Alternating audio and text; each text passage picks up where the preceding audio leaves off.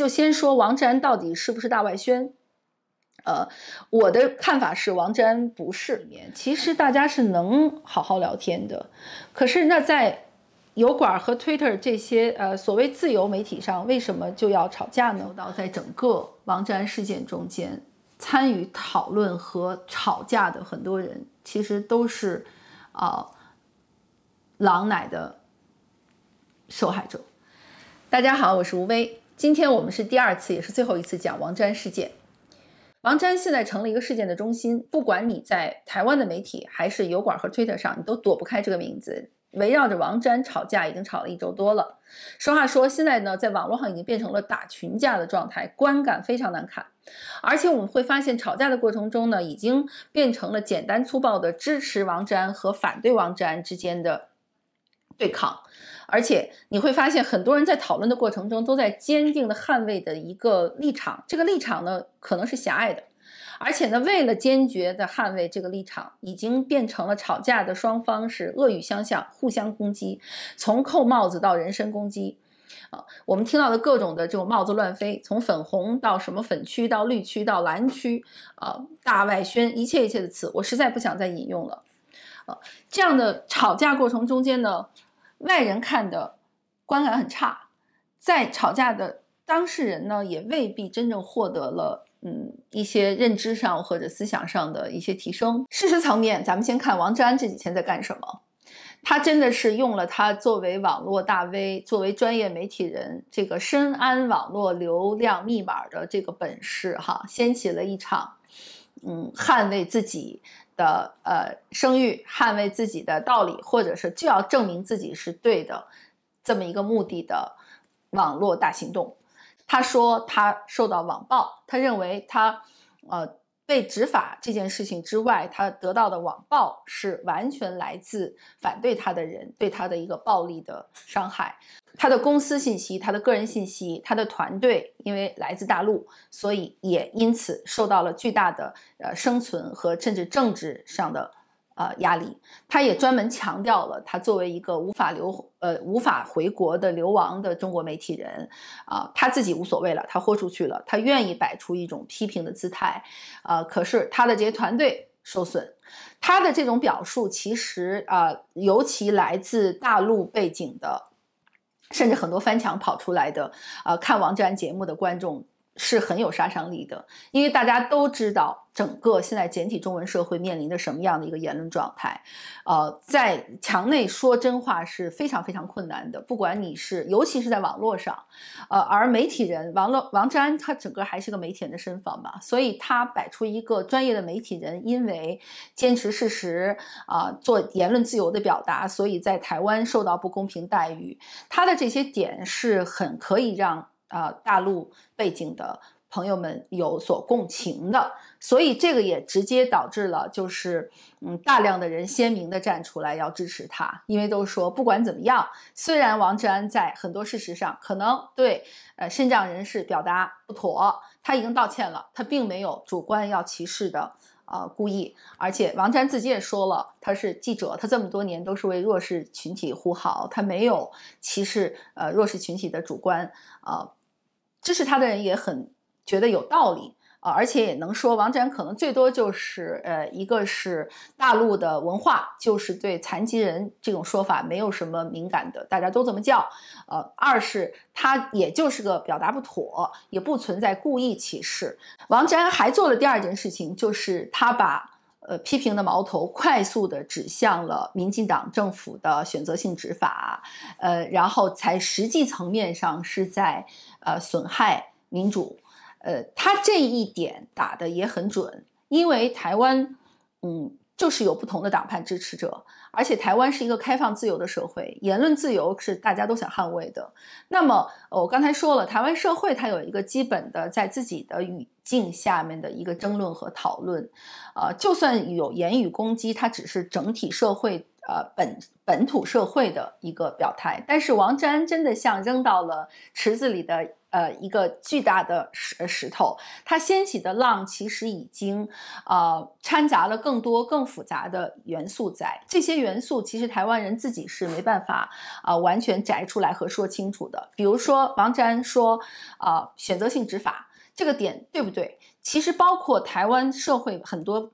朋友，因为他们冷静嘛，他们对自己的政府，他们对自己的不支持的政党，他们可以公开批评，他们对自己社会的问题其实也有更理性和自由的反思，更诚实的反思。所以包括我的很多台湾朋友也专门跟我讲说，Vivian这一次民进党做的就是不对，就是选择性执法。所以支持王志安的人呢，在这个点上已经不仅仅是来自大陆的很多人了，反而也是台湾本土社会里面的很多朋友就认为确实民进党在是不是选择性执法，在把王志安专门拎出来，因为他对民进党有所批评，所以一个打击报复，用一个法律理由给了他一个惩罚。这件事情上民进党是说不清楚的。可是反对他的人就会说，在打选择性执法这个点上呢，王志安其实是在加强了和利用了台湾的党派纷争。而很多批评他的人就认为，其实个人的言行是一方面，你个人是不是违法违规了，那就要针对你个人进行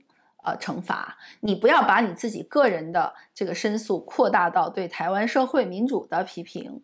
更不要去煽动党派仇恨。但是在这个过程中间呢，你也不能说这些人就没有道理，说的是有道理的，因为我们也看见了，我个人就看见了王志安的很多话术和表述上，他很有针对性的拉一波打一波。他在打歧视这件事情的时候，他的支持者就既会来自于大陆，很多也希望看到台湾呢公平开放平等执法，不希望看到台湾人歧视大陆人。又有很多台湾人因为出于对自己社会的更加理想主义的支持，也可能基于他们不喜欢民进党，他们也对民进党政府这次的做法反对，也就会站出来支持王志安。所以在这件事情上，歧视不歧视和选择性执法这两件事情上，王志安的打击的手段是有效的，但是呢，也实际又给这个吵架添了2把火。他添了第3把火是什么呢？就是关于选择性执法中间的到底是支持他反共的人可以获得更多的媒体环境，还是媒体自由，还是就是揪他一个批评民进党的人，在这个点上又说不清楚。但是支持和反对的人呢，其实说的也有道理，但这个讨论呢，我不想陷进去，因为实在是太乱了。公说公有理，婆说婆有理。具体的事实是什么呢？在台湾的选举制度中间，在整个民主社会的拉票和总统这个造势过程中间，各政党他们用自己的资源，用自己的公共影响力，甚至用传播手段，用话术运营一些社会运动，运营一些社会影响力，有没有错？没错，这就是所谓民主社会的应有之义嘛。这个点上也是这个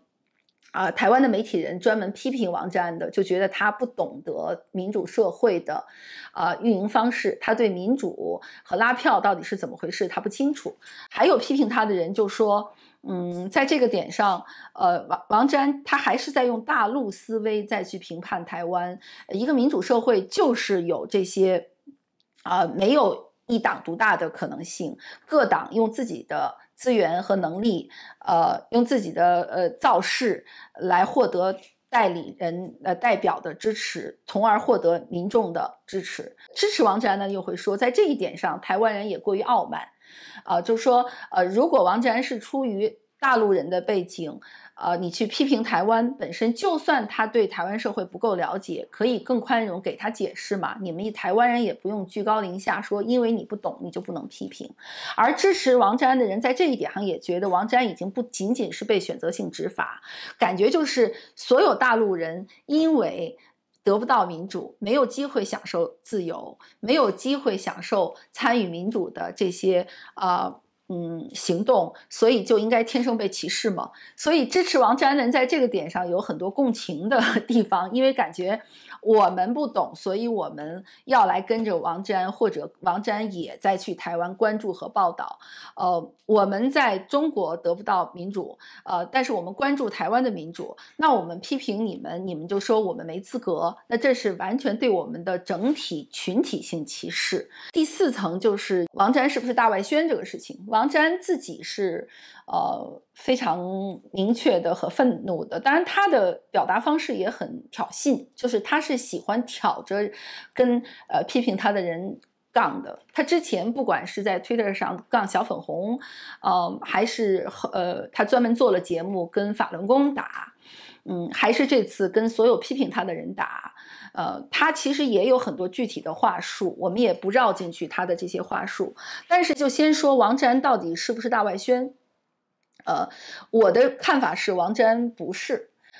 所谓大外宣，咱们先说一下大外宣这个词。大外宣这个词本身也有问题，也是戴帽子的一个很常用的手段。什么叫大外宣？最原初的外宣是共产党的语言，是指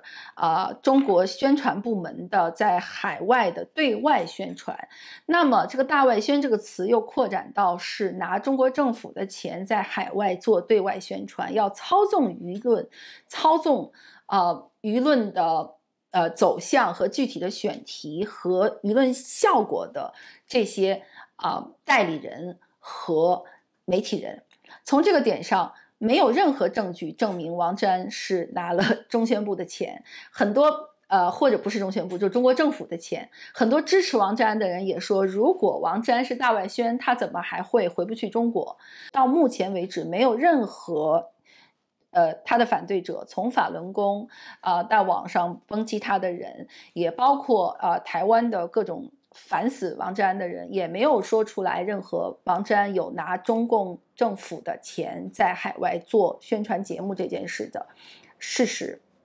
所以首先大外宣这个帽子就不应该随便扣在任何一个人身上。但是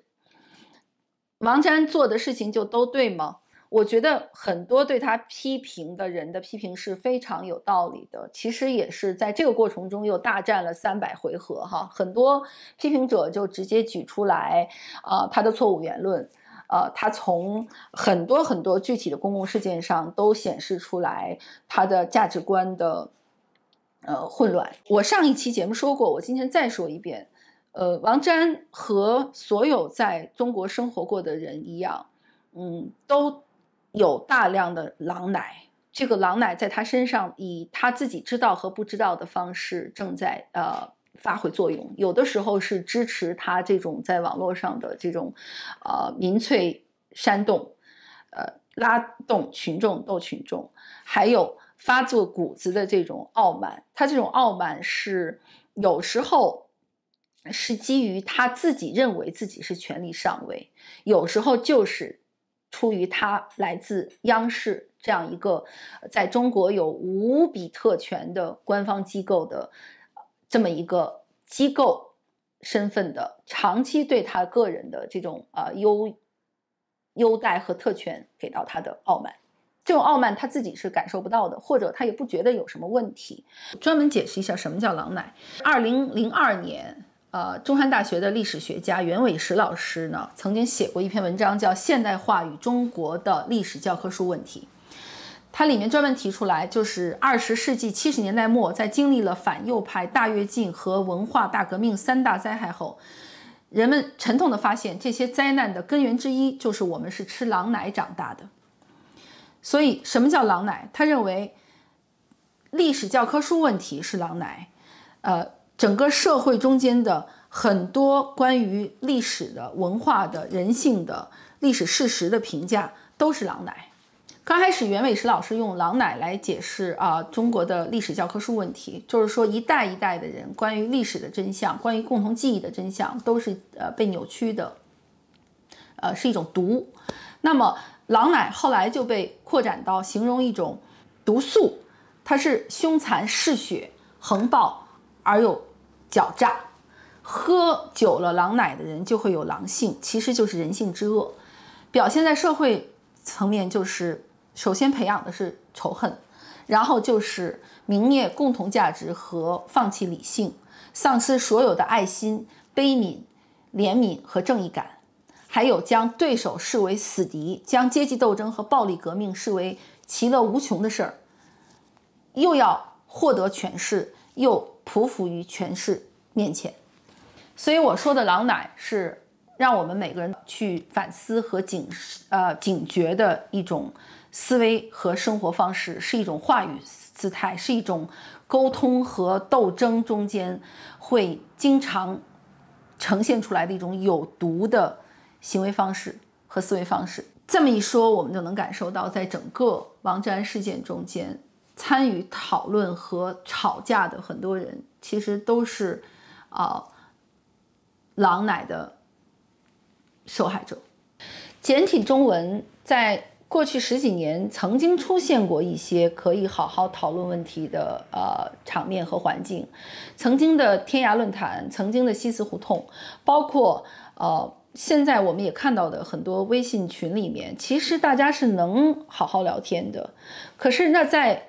油管和 Twitter 这些所谓自由媒体上，为什么就要吵架呢？我相信很多翻墙出来的朋友看到的不应该是这样的局面，就是我们能不能确立一种在自由民主、普世价值、彼此尊重的这么一个基本的共识下面，具体的听对方反对什么，而想一想自己可能还不知道什么，用这样的方式来确定一种高质量的、理性的、开放的、互相尊重的讨论氛围呢？这个其实也是我最想做的和做这期节目的目的。可能大家会觉得我还是没有说让你们觉得很过瘾的话，但是情绪之外，是不是还有事实、理性和真正的彼此尊重呢？只有这样，我们才会获得最好的节目、最好的媒体环境。谢谢大家。